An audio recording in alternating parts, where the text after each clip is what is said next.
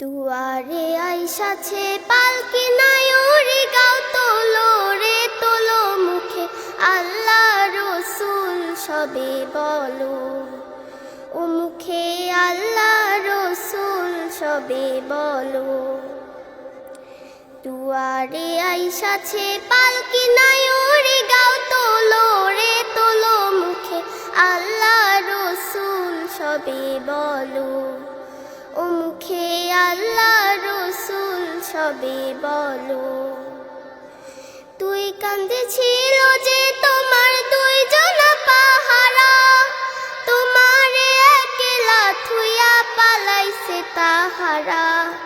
তুই কাঁদেছিল যে তোমার দুইজন পাহারা, তোমারে একলা থুইয়া পালাইছে তাহারা। তোমার আট কুঠুরি নয় দরজা বন্ধ যে ওই হলো রে হলো মুখে আল্লাহ রসুল সবে বলো ও মুখে আল্লাহ রসুল সবে বলো।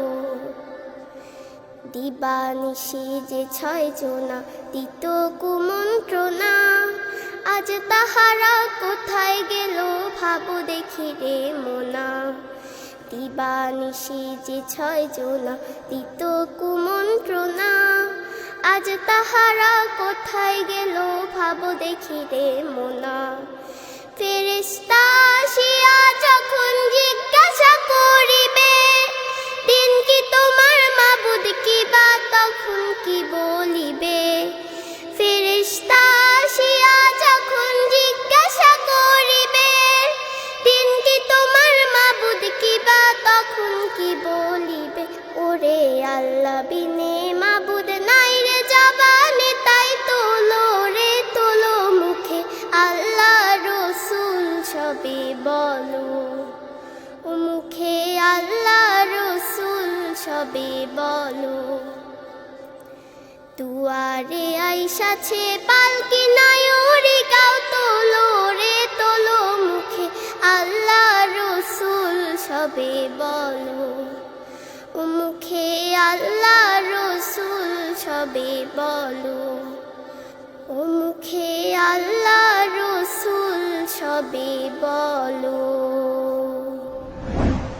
মাশাআল্লাহ, অসাধারণ কণ্ঠে তুমি নাসিকটি গেয়েছো বন্ধু। চলো এখন বিচারক মণ্ডলীর কাছ থেকে জেনে নেওয়া যাক ওনাদের কাছে তোমার নাসিকটি কেমন লেগেছে। প্রথমেই বলবেন এম এ মান্নান স্যার।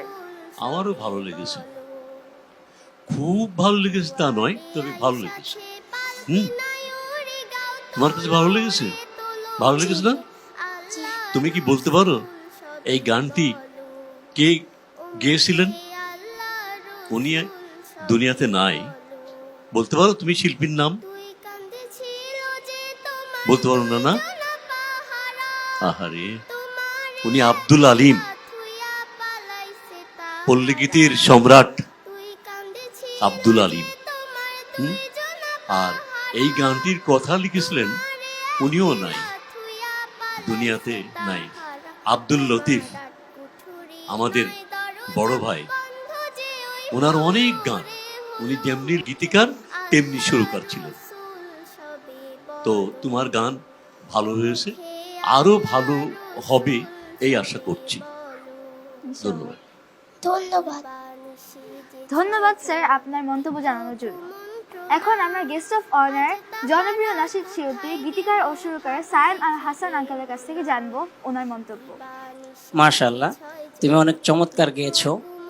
তবে এই গানটির একটি কথা আমার কাছে মনে হয়েছে, সম্ভবত এটা ওই যে দিন কি তোমার মাবুদ কে বা হবে, তুমি এখানে কি বা বলছো। তো তুমি এই জায়গাটা পরবর্তীতে ঠিক করে দিবে ইনশাআল্লাহ। হ্যাঁ, ধন্যবাদ, অনেক শুভকামনা তোমার জন্য।